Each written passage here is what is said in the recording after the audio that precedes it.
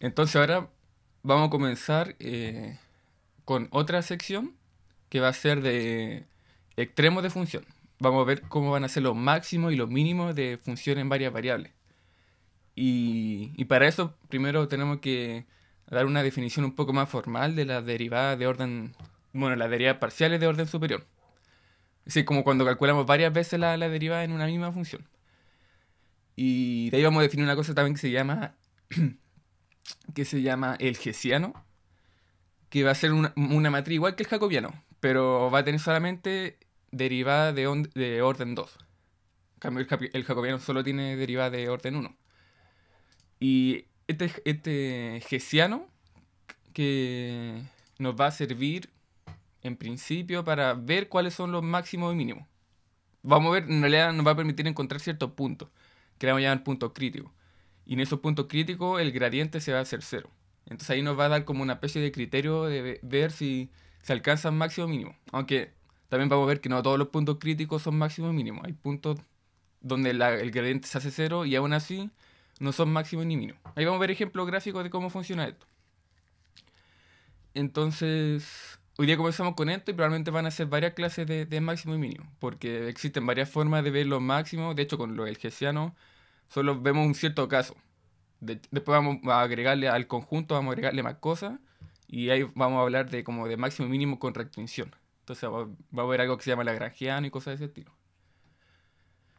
Entonces, comencemos con derivadas de orden superior. Así que voy a escribir. Entonces, derivadas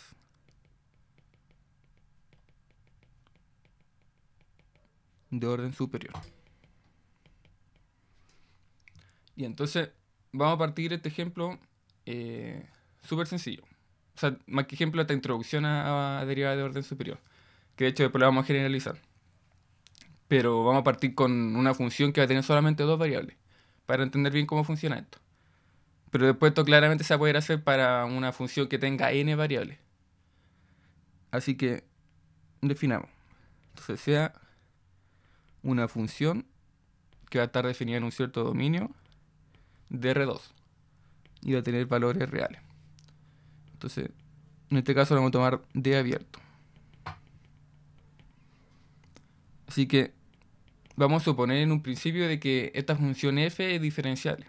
Entonces, si f es diferenciable, bueno, siempre cuando hablamos de diferenciabilidad o de continuidad siempre tenemos que hablar del lugar donde es diferenciable o de continua. En este caso es diferenciable en todo el dominio D. Entonces en D. Y sabemos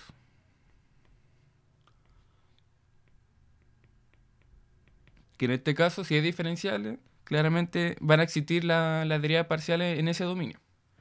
Porque es la primera condición para la diferenciabilidad. Entonces va a existir esto y va a existir esta derivada.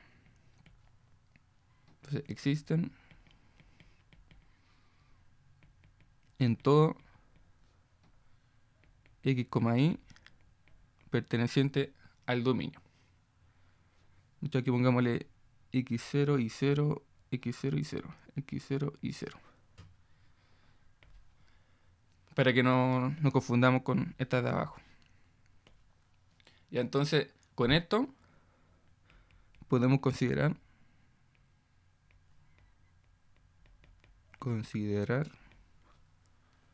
que estas derivadas, bueno, como que siempre he repetido esto, pero las derivadas siempre son otras nuevas funciones.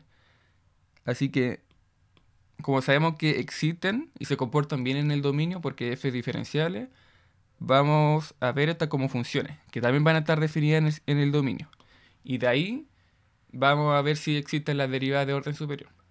Entonces podemos considerar, por ejemplo, la derivada parcial en x como una función que va del dominio a los reales. Y lo mismo con la derivada parcial en y. Esta va a estar definida en R2, en el dominio de R2, y va a llegar a los reales.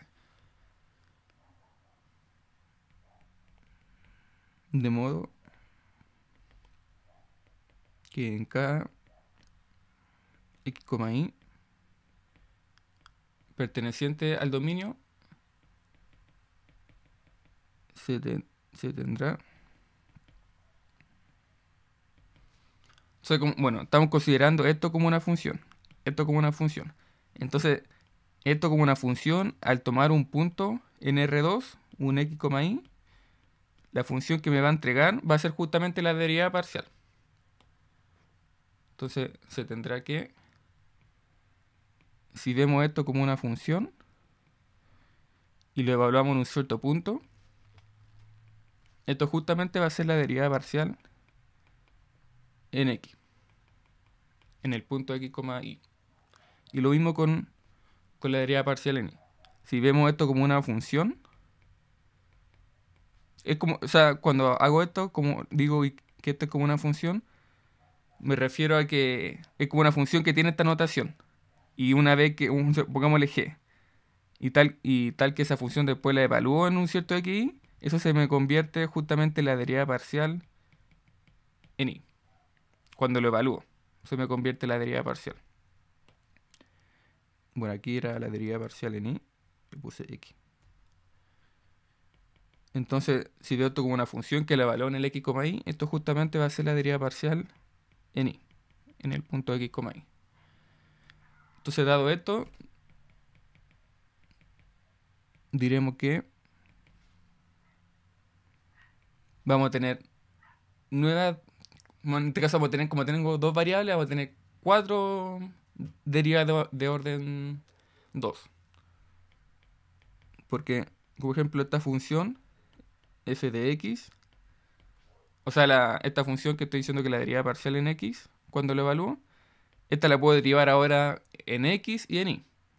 Entonces ahí salen dos derivadas. Entonces esta la puedo derivar en x y lo voy a escribir de esta forma. Y además lo puedo derivar en y. Entonces va a tener esta otra forma. Y lo mismo con la función que va a ser mi derivada parcial en y. Si la derivo en x,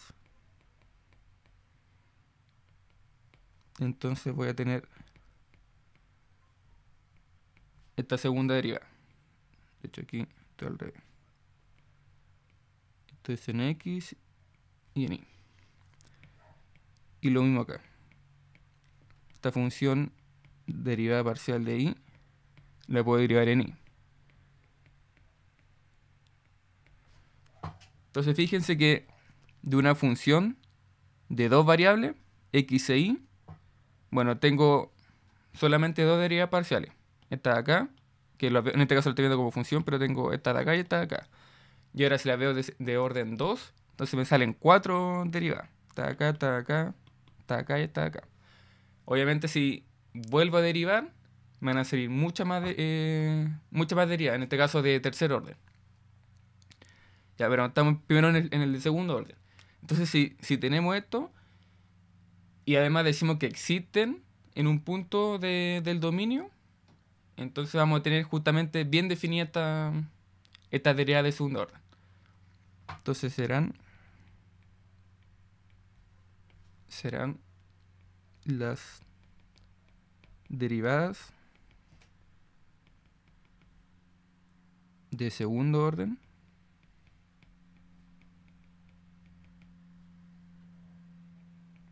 si es que existen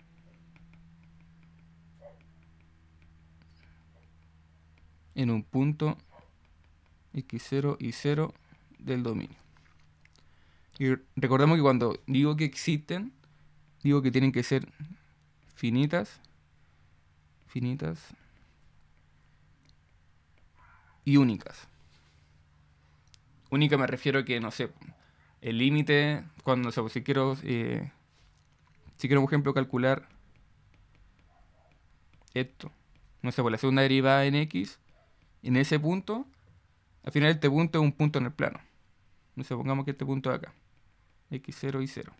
Entonces cuando digo que tienen que ser únicos, digo que si calculo el límite acercándome acá, a ese punto, calculo el límite para obtener justamente esta derivada, que al fin y al cabo las derivadas son límites. Entonces, no importa de qué dirección me acerque, siempre me va a dar el mismo numerito. Ahora, si hay una dirección en la que se da que es distinto, entonces ahí no va a ser única. Va a existir un camino donde el límite es distinto para calcular la derivada de segundo orden. Entonces ahí no va a ser única, así que no puede existir. No está bien definida. Por eso a eso me refiero cuando digo que siempre que tiene que existir.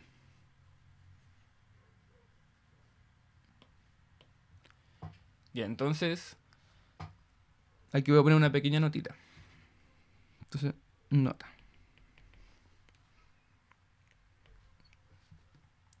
Hay veces en que, de hecho, de esta nota que se le suele dar otra anotación para ahorrarse un poco de espacio, porque después empiezan a salir muchas, como empieza a aumentar el orden, sobre todo con esta cosa acá, me estar escribiendo todo esto de aquí, todo acá, se suele ahorrar un poco de anotación. Entonces, a veces se suele ocupar la notación f de x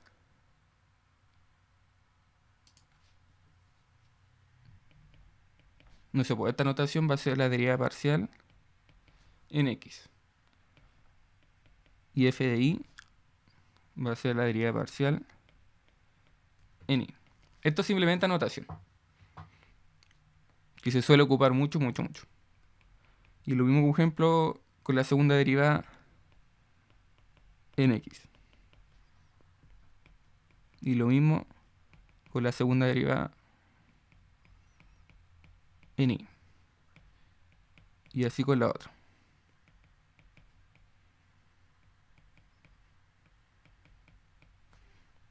Esto y de x. Que de hecho no me alcanza el espacio acá. Vamos a poner un poquito más bajito. Y de x. Que se le daría parcial en x y después en y. Y así, bueno, de más orden se le coloca más de esta subanotación. Entonces eso es súper común. Se suele ocupar mucho, mucho, mucho en muchos textos. Se suele optar por esta anotación en vez de esto. Pero solamente para ahorrar. Ya, entonces, si hacemos lo mismo ahora, pero con la derivada de tercer orden, es Profe, decir, ¿sí? es que no sé si vio en el chat, pero parece que alguien está en la sala de espera.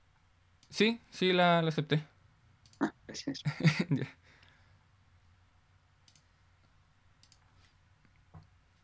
Ya, entonces, eh, como está diciendo, claro, tenía la derivada ahora de segundo orden, entonces ahora puedo hacer exactamente lo mismo con la derivada de tercer orden. Voy a definir esta cómo funciona. Y así después va a ser análogo para n orden. Así que,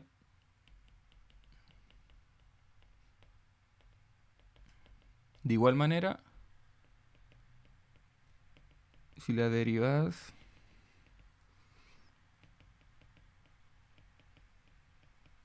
de segundo orden de la función f de x en el dominio existen,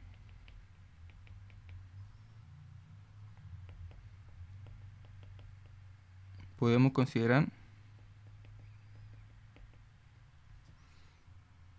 las funciones.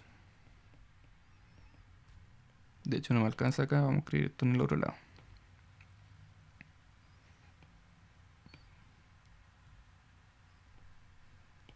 Acá. Entonces, haciendo exactamente lo mismo, vamos a tener ahora cuatro funciones. Entonces vamos a tener esta función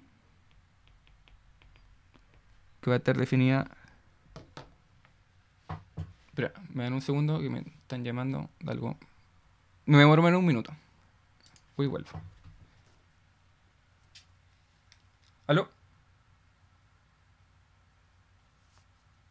Aló, buen día, ¿Aló? con don Diego Carvajal. ¿Sí, con Diego? ¿Sí? Mucho gusto, don Diego. Mi ¿Ahora? nombre es Carmen Muñoz, ejecutiva comercial Banco Estado, corredores de seguros. ¿Cómo está? Ah, bien. Disculpe, ¿me podría llamar como en una hora más? Que estoy haciendo clase ahora. Sí, ningún problema. Lo volvemos a retomar Ya, la llamada entonces en una hora. ya. Gracias, hasta Muchas luego. gracias. Chau.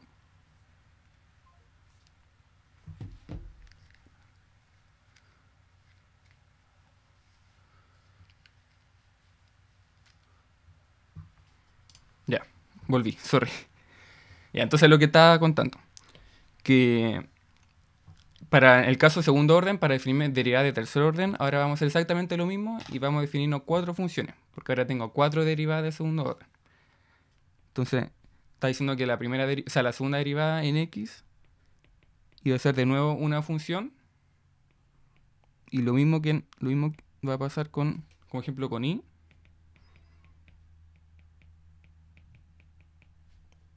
Lo mismo va a pasar con la otra derivada. Esta en xy del dominio de R2 hasta R. Y lo mismo con la otra derivada. Va a estar definida desde R2 a R. Entonces ahora va a tener cuatro funciones. Tal que esperamos que esas funciones se comporten bien dentro del dominio D. Entonces, tal que en cada x, y perteneciente a D, se comportan o tengan un buen comportamiento.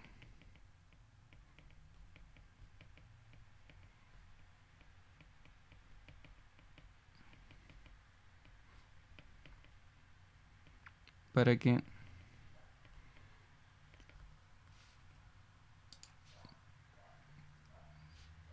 que se puedan definir las siguientes derivadas. Entonces, en base a esto,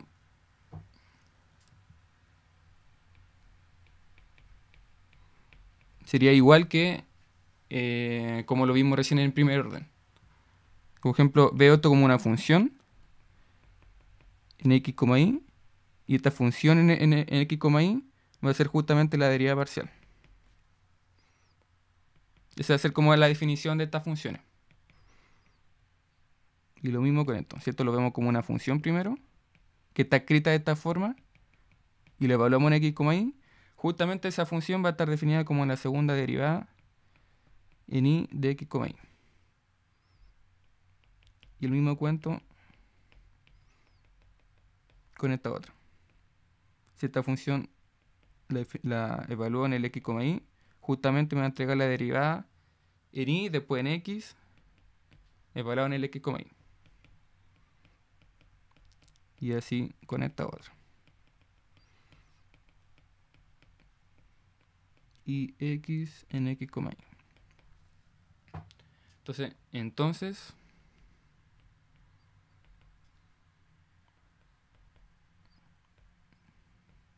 Entonces, llamamos por derivadas de tercer orden de f, digamos en D, o en un punto en realidad mejor, de x, 0, perteneciente a D, a. Aquí nuevamente la derivada ahora de esta función de acá. Esto sería ahora la tercera derivada en x. Y así. Hacemos esto con cada una de estas cuatro funciones. Las vamos derivando cada una. Derivamos esta en x, y. Derivamos esta en x, y. Entonces de aquí salen dos derivadas. De aquí salen dos derivadas, de aquí salen dos derivadas, de aquí salen dos derivadas. Así que ahora va a tener, en tercer orden va a tener 8 derivadas.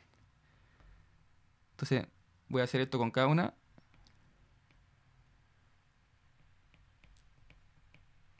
Hasta la última, que sería la con y.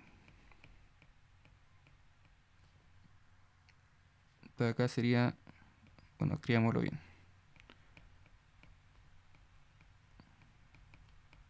Sería derivar esta función de i en i.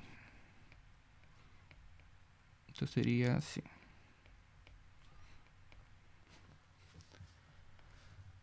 Y así se puede seguir exactamente todo el rato. Entonces, bueno, si existen estas funciones, o sea, si existen estas derivadas, obviamente vamos a poder hablar de derivadas de tercer orden. O si no existen, entonces no se puede. Entonces esto es si existen.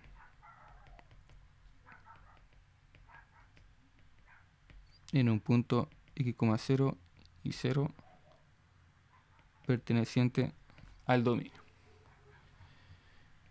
Entonces, y así sucesivamente para cada orden. Entonces veamos un pequeño ejemplo de cómo funciona esto. Pero al fin y al cabo es simplemente derivar más veces una función. No hay mayor ciencia que eso. Pero veámoslo igual en un ejemplo. Entonces, supongamos que tengo una función definida desde R2 a R.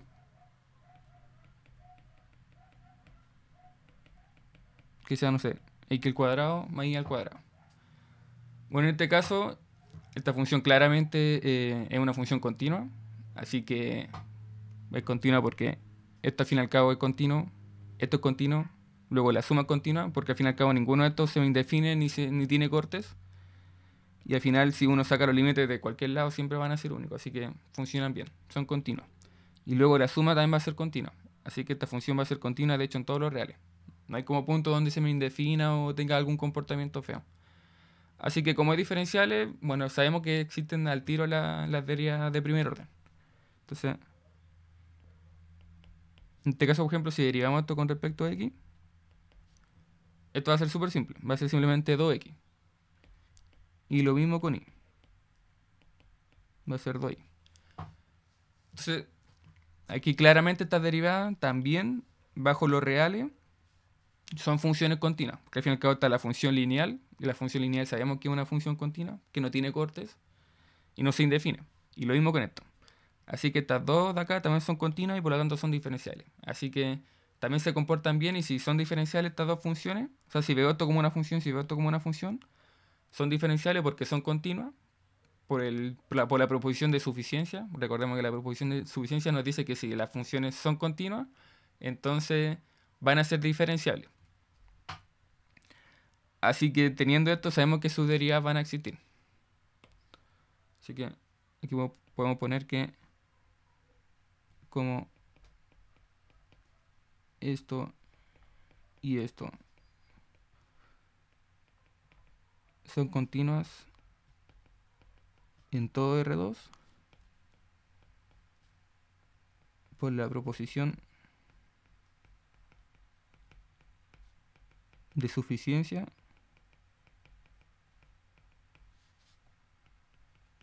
sabemos que son diferenciales.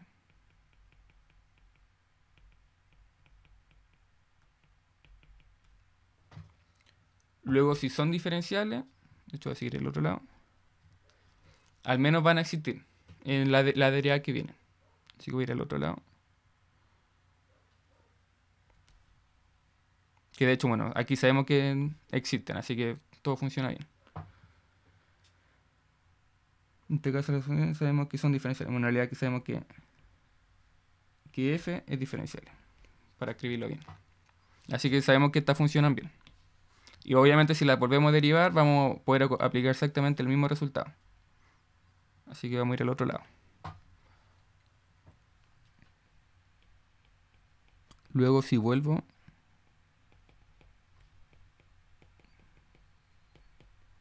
a derivar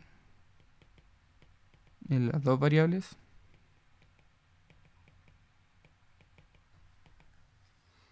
voy a tener que, bueno, si derivo la primera función con respecto a x, que en este caso la primera función sería esta de acá, sabemos que esto era 2x. Así que si la volvemos a derivar sería simplemente 2. Exactamente lo mismo si lo hago con respecto a y. Aquí sería esto derivado en 2x. Y como no hay ningún y, se me va a hacer 0, porque en este caso si estoy derivando con respecto a y, recordemos que el x se ve como una constante. Así que me queda 0. Luego lo mismo en el otro caso. Si derivo ahora esta otra función, voy a tener 2y, y como estoy derivando con respecto a x, también se me va a hacer 0. Y el mismo cuento, pero ahora derivándolo en y, que me quedaría 2y, y aquí nuevamente me quedaría 2. Entonces, aquí podemos seguir podemos seguir justificando que están bien definida esta... O sea, que podemos justificar esto. Podemos justificar esta derivada. De hecho, bueno, sabemos que las derivadas se comportan súper bien. Porque al final, al cabo, aquí, esta derivada acá, en este caso, va a ser la función constante. Y la función constante simplemente es 2 todo el rato. El número 2. Bueno, en el caso de, como están definidos en varias variables, tengo dos variables, x y, así que sería el plano 2. Es decir, el plano que toca solamente el 2, todo el rato.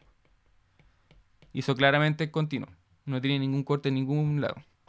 Así que esta función de acá, si lo veo como una función, en R2, se comporta bien, es continua, y lo mismo acá. Constante así que continua, constante así que continua, y constante así que continua.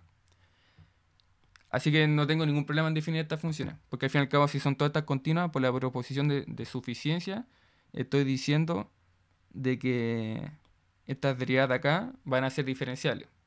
Si estas derivadas de acá son diferenciales, significa que existen sus derivadas, que de hecho son justamente las que están acá. Así que está bien que hayamos hecho este cálculo. No hay problema ningún problema formal. Entonces en este caso, vamos a poner aquí que todas existen en todo R2. Ya que estas son continuas y por la proposición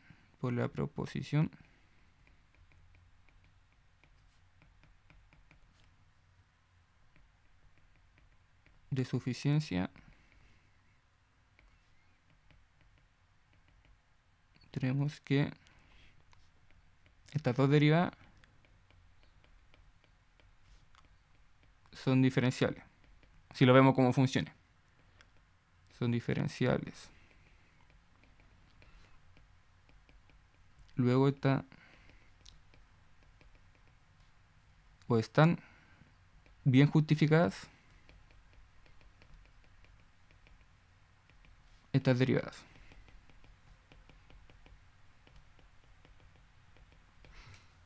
Y así. Entonces, al fin y al cabo, la derivada de segundo orden no tiene ninguna mayor ciencia a la hora de calcularlo. Simplemente volver a derivar varias veces. Solo que ahora van a ser muchos términos que vamos a ir derivando. Entre más derivamos, más términos van apareciendo. Más términos me refiero a que más funciones van apareciendo. En este caso ahora tengo 4. Antes tenía solamente 2 derivadas. O sea, tenía 2 funciones que era esta de acá y esta de acá. Y ahora tengo 4. Y entonces, de este ejemplo, súper sencillo, podemos hacer una pequeña observación. Y es que, bueno, aquí se dio justamente de que estos dos eran iguales, pero esto fue una simple coincidencia. De que la segunda derivada en x sea 2 y que la segunda derivada en y sea 2. Simplemente una coincidencia en este caso. Pero lo que no hay coincidencia es de que estos dos hayan sido iguales.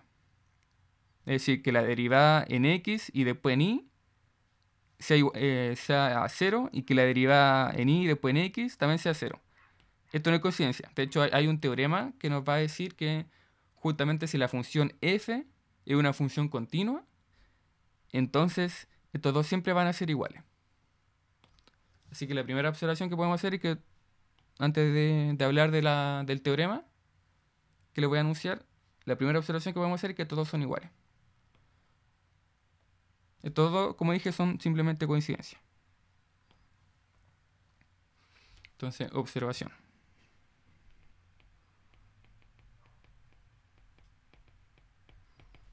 Entonces, notar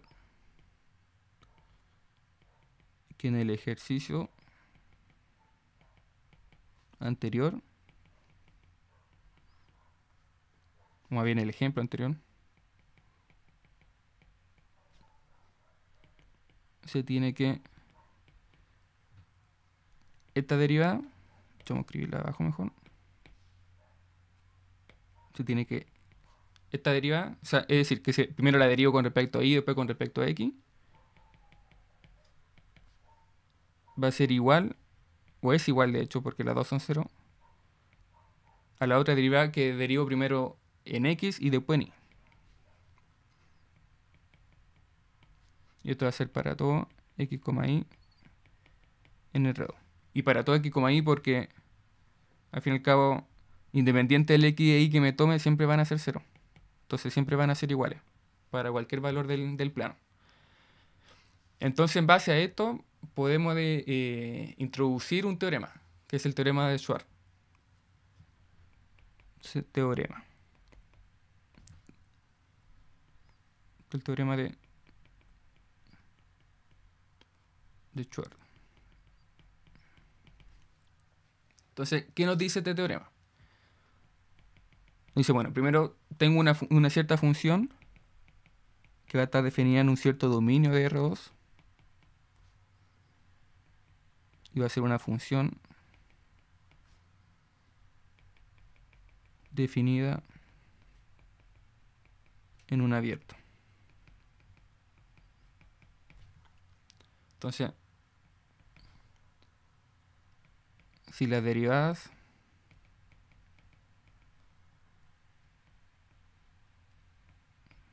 en este caso de segundo orden definían un cierto dominio de R2 a R, y la otra derivada, aquí lo estamos viendo como funciones en este caso, por eso lo estoy escribiendo así,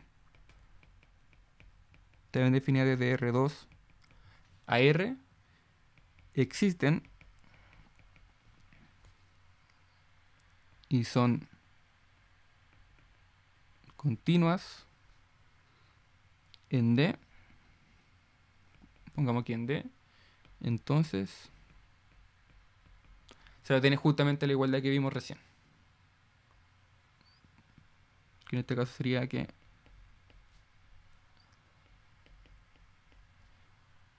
esto de acá en x, y va a ser igual a la otra derivada en ix, x, y.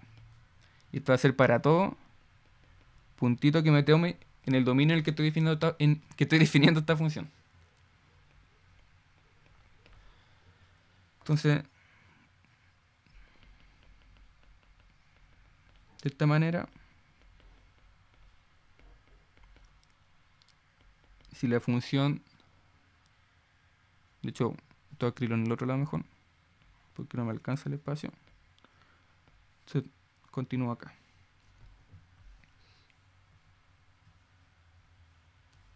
Entonces, de esta manera, si hago lo mismo, pero ahora un poco más general, ahora hablo de n variables. Entonces ahora sí, tengo definida esta función en Rn, a R, y se verifica, o si se satisface,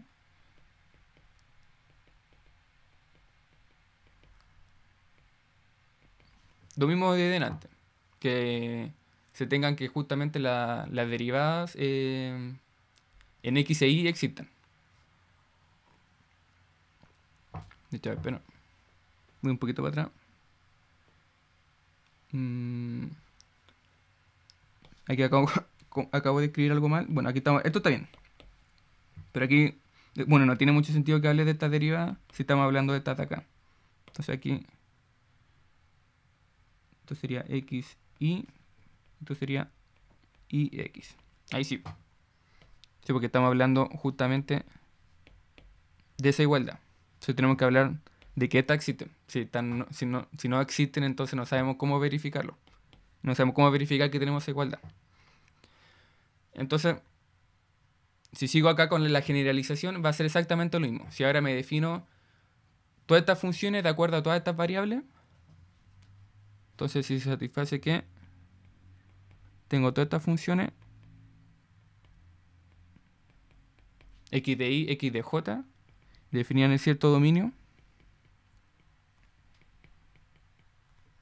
y digo que cada una de estas existe,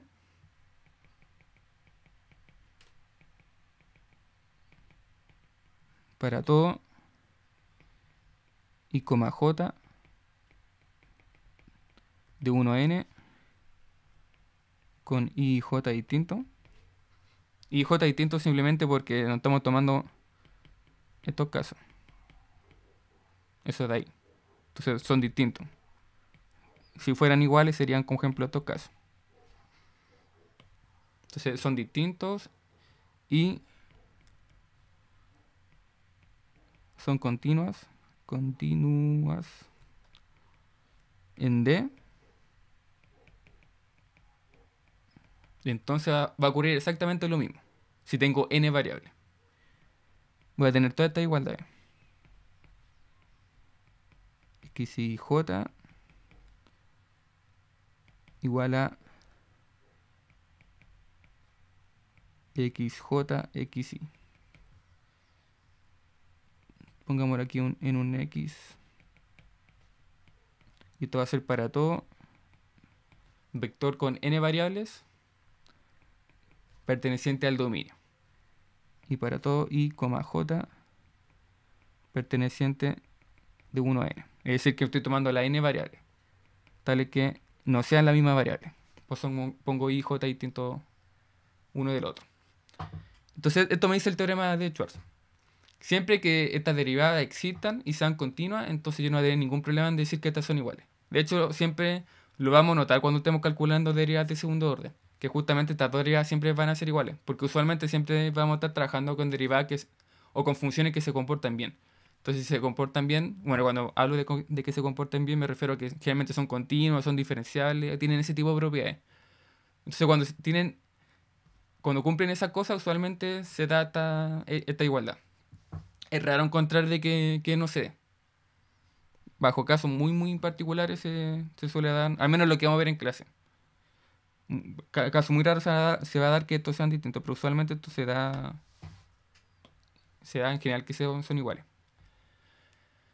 Entonces, una vez presentado este teorema, vamos a definir otra cosa que se llama las funciones CK, o las funciones de clase C. Bueno, de clase CK. Que de hecho vimos las funciones de clase C1, que eran las funciones que, no sé, tiene una cierta función, yo le calculaba su derivada, y veía si esa derivada era continua. Entonces, si era continua esa derivada, yo decía que esa función f era de clase C, o C1.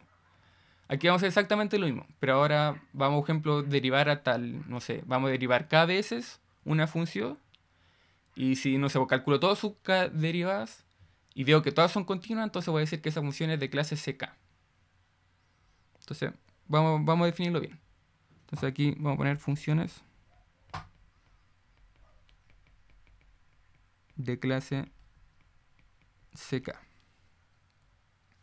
Ahora estamos definiéndolo de esta manera porque estamos hablando de derivadas de orden superior. Por eso es que estoy hablando ahora de clase CK. Entonces, definición.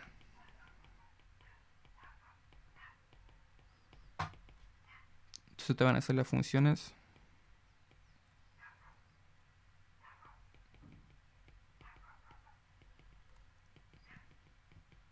de clase CK. Entonces, sea una función definida desde Rn a R, tal que sus derivadas parciales de orden k son continuas. Es decir, calculamos k veces en cada una de las variables y veo que las veo como funciones y veo que son continuas en un cierto dominio, en un cierto punto. Entonces va a decir que, bueno, sí, generalmente cuando uno habla de dominio, más bien dicho, en ese caso vamos a decir que va a ser de clase CK. Entonces si se cumple esto, f es de clase CK. De hecho, podemos agregar, ¿alguien levantó la mano? Sí, yo, profe. Sí, Pero ¿cómo podemos ver hasta acá derivadas parciales? o sea, probablemente en un ejercicio común y corriente nadie le hace calcular cada vez una derivada. Esto es como nada más que nada una definición formal. O sea, usualmente vamos a estar trabajando siempre con clase C2, porque ahí tenemos como 4 derivadas. O sea, claro, en la práctica nadie va a calcular, no sé, pues, hasta la clase C1000, porque serían infinitas, o sea, no infinitas, pero serían muchas. Bueno, ahí uno ya se lo vería al computador que lo hiciera, pero claro, la práctica. Esto es una definición formal. No estamos. Así no se espanten con que hay que calcular, no sé, 1000 derivadas. Así que tranqui por ese lado. Pero Profe, claro, ¿sí? cuando se tiene una función como exponencial, que la ¿Sí? derivada siempre es la misma, ¿Sí? en- ¿entra en alguna categoría de clase? Sí. Sí, De hecho, voy a ir a lo siguiente que definir, que no es solo CK, sino que si se cumple para cada K, o sea, para K1, 2, 3 y así hasta el infinito, entonces se le llama clase C infinito. Y de hecho la exponencial es una función de clase C infinito. claro. Ok, Así ok. que, sí, de hecho ahí lo voy a definir. Ya, entonces, claro, aquí lo definí en clase CK, entonces ahora pongamos acá, si lo anterior se cumple para todo K natural, si lo voy haciendo esto para 1, 2, 3, 4 y así, hasta el infinito, entonces es de clase C infinito. Así se suele escribir. Claro, entonces puedo derivar esto infinitas veces y siempre va a ser una función continua. Entonces, claro, es como lo que decía el compañero. Que, por ejemplo, si derivara esto, no sé, el exponencial y lo derivo n veces, siempre va a ser el exponencial. Entonces, el exponencial aquí, exponencial. Y esto para todo n perteneciente a lo natural. Entonces, el exponencial de hecho es una función clásica como c infinito. Es como muy clásica esta función. Así que, claro. Sí, pues la función exponencial siempre es continua. Nunca tiene corte ni nada por el estilo. Así que funciona bien por ese lado. Entonces, eso. Y se puede hacer como una definición parecida, pero con la diferenciabilidad. Entonces, si uno calcula las derivadas de una función y cada una de esas derivadas, las funciones van siendo diferenciales, entonces usualmente se dicen que son k veces diferenciables y si ahora ese k es para todo n, entonces va a ser infinitamente diferenciable. Entonces, pongamos aquí, además,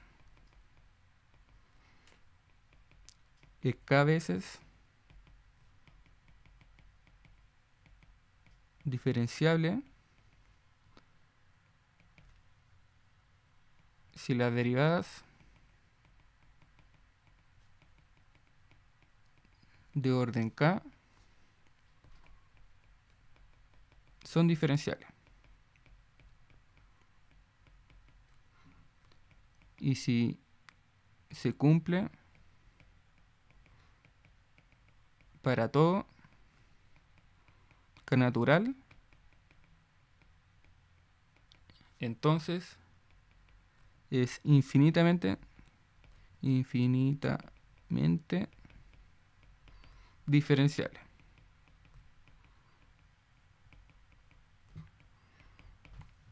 Y eso. Usualmente también se suele hablar mucho de, por ejemplo, cuando uno va típico a un libro de cálculo 3, o sea, de cálculo vectorial, ese tipo de cosas, se suele hablar mucho de clases SK. Bueno, en general en los libros de cálculo se suele hablar mucho de esto.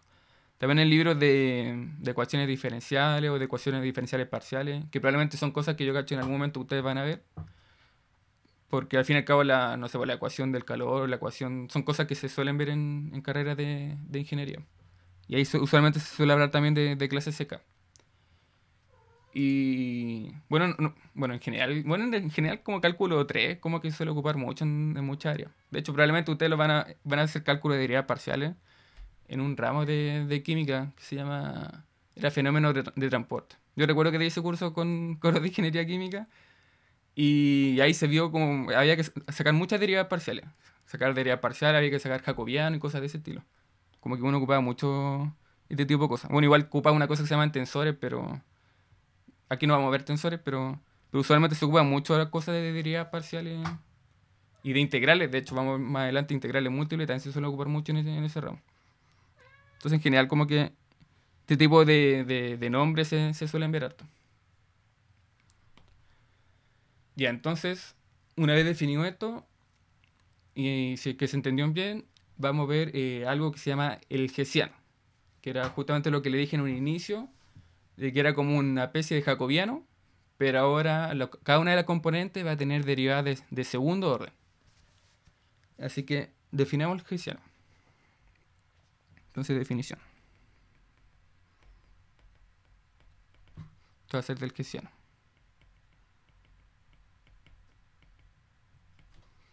Entonces, sea f una función definida desde Rn a R. Entonces, una función definida en un abierto de y sea x0 un cierto punto de mi dominio. Entonces supongamos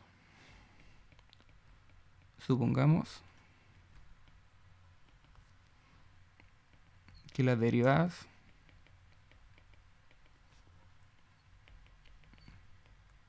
de segundo orden existen en ese punto x0.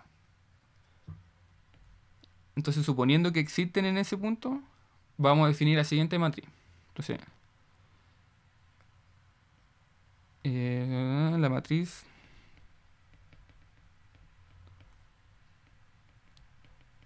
cuadrada de segundo orden se va a definir como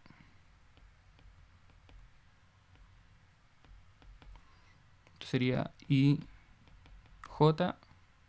de la función f en el x0. Este va a ser mi hessiano. Y, j desde 1 hasta n. Esto va a ser mi hessiano, que vamos a escribirlo como h de x0. Poner un poquito más centradito. Entonces se llamará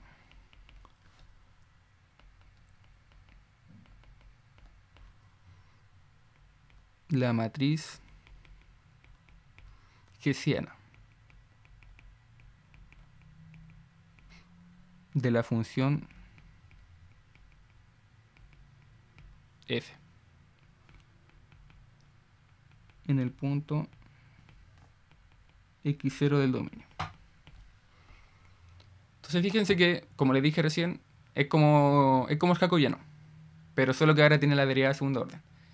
Y de hecho, al igual que el jacobiano nos servía mucho para hablar de diferenciabilidad diferenciabilidad de vectores, o sea, de funciones vectoriales. O sea, había un propósito con el jacobiano.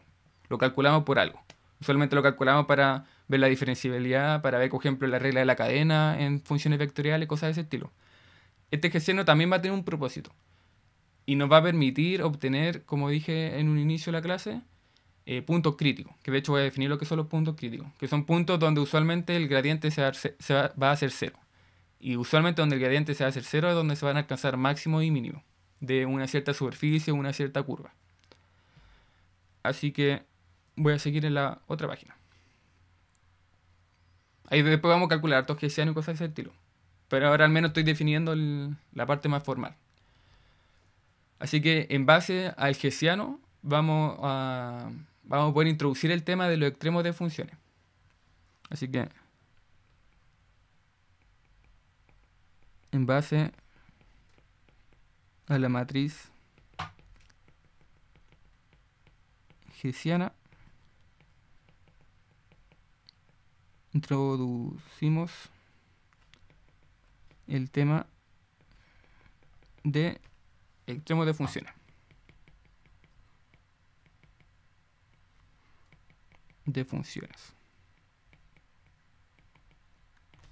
Entonces, ¿de qué se trata esto? Como dije, los extremos de funciones van a ser, nos va a permitir estudiar puntos donde la superficie va a alcanzar cierto máximo mínimo, y de hecho le vamos a poner cierto nombre a estos máximos mínimos, que bajo ciertos casos vamos a definir lo que se llama los máximos relativos, mínimos relativos, máximo absoluto, mínimo absoluto. Y vamos a estar ocupando harto ese tipo de palabras, harto ese tipo de definiciones. Entonces definamos primero lo que son los mínimos y máximos relativos de una cierta función con n variables. Así que definición. Entonces, mínimos y máximos relativos. Entonces, como hemos estado haciendo todo el rato, vamos a definir nuevamente una función que va a estar en un cierto dominio de Rn, es decir, con n variables y con valores reales. Con x0 perteneciente a D. Entonces se va a decir que se dice que f tiene un mínimo relativo en x0 si y solo si existe una vecindad U de x0 tal que en dicha vecindad, bueno, vecindad, recordemos que siempre lo estamos tomando como un conjuntito que va a estar centrado en el x0. O en el no sé, me tomo un cierto punto, no sé, ahora un x1 y en ese x1 defino una cierta vecindad. Defino un cierto conjuntito más pequeño que está centrado en ese punto. Entonces, tal que justamente en esa vecindad y haber tomado ese x0, la función siempre va a tener el valor más pequeño en ese punto. Entonces esto va a ser menor o igual a otro f, o sea, al f de x, pero en otro punto, cualquiera. Entonces esto va a ser para todo vector que me estoy tomando en la vecindad U, que va a estar intersectada con el dominio. Bueno, aquí vamos a explicar todo esto un poco de forma más gráfica, para que se entienda mejor. Y será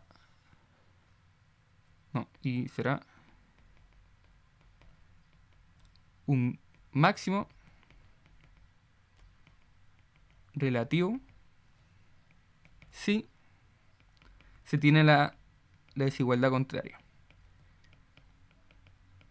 Es decir, en el punto que me estoy tomando, la función va a alcanzar su máximo valor, pero dentro de esa vecindad. Entonces esto va a ser para todo x en la vecindad U. Entonces, ¿cómo uno entiende esto? Como gráficamente. Supongamos que estamos trabajando bajo una función de lo real o lo reales, que es el caso más sencillo, para poder ejemplificarlo. Entonces supongamos que, no sé, mi dominio va a ser un cierto intervalo AB. Supongamos aquí que mi dominio va a ser AB. No sé, pues, y en ese dominio mi función va a ser una cosa, no sé, así. Por decir algo. Entonces, si se fijan, aquí se alcanzan varios máximos y mínimos. Entonces, por la definición que acabamos de ver, no sé, por este punto de acá, en ese punto se alcanza un máximo. Entonces, en este x0, que claramente es un x0 del dominio, aquí nosotros nos tomamos una cierta vecindad. Y en ese caso, esto acá le vamos a llamar u. Pongámosle aquí u de x0. Y aquí se va a alcanzar este valor de la función, f de x. Entonces, en esa vecindad, pongamos aquí el mismo color rojo mejor. Por ejemplo, en esta vecindad, la función va a tomar estos valores. Entonces, en esos valores, de hecho, bueno, un poquito más abajo, esto es como por acá, y esto es como por acá. Entonces, la función en esa vecindad va a tomar esos valores de ahí, que están pintados en rojo. Y el máximo se va a alcanzar justamente en ese x0. En ese punto se va a alcanzar el máximo. Y podemos hacer exactamente lo mismo en otro punto donde se alcanza el máximo. Entonces uno se pregunta, bueno, ¿este es el único punto donde se alcanza el máximo? Y la respuesta es no. Como ejemplo, si nos vamos a este punto de acá, también se alcanza el máximo, solo que se encuentra en la frontera del dominio. Pero igual se alcanza el máximo acá, justamente en A. Entonces aquí también me tomo una cierta vecindad U. Pongamos aquí una U de A. Por eso que aquí yo estoy hablando de la intersección de U con D. Porque a veces puede que la vecindad se encuentre afuera del dominio. Entonces, la intersección de U con D va a ser justamente esta parte de acá. Eso va a ser como esa parte de ahí. Entonces ahí se alcanza justamente también un máximo. Entonces esto va a ser, bueno, un máximo relativo. Y esto va a ser un máximo también relativo. Y lo mismo acá. Como ejemplo, aquí yo también dibujé esto de tal forma que en este punto B, si aquí me tomo una cierta vecindad de B, también se alcanza el máximo. Máximo relativo. Máximo porque va a ser máximo dentro de la vecindad. En este caso, dentro de este punto acá. Este punto aquí sería la intersección de la vecindad con D. Y lo mismo con los mínimos. Por ejemplo, aquí sería un mínimo. Entonces pongamos que este sería un punto de x1. Y aquí me tomo una vecindad. U de x1. Y aquí se alcanza un mínimo relativo. Y lo mismo acá. Aquí me tomo otra vecindad. Pongamos que no sé, este es un x2. Entonces aquí esta sería una vecindad U de x2. Y aquí también se alcanza un mínimo relativo. Entonces, usualmente nos vamos a estar refiriendo a mínimo relativo y máximo relativo cuando son todos los puntos donde cerca de cerca de una cierta vecindad el máximo punto. Así que lo dejaríamos hasta acá, así que no hay dudas.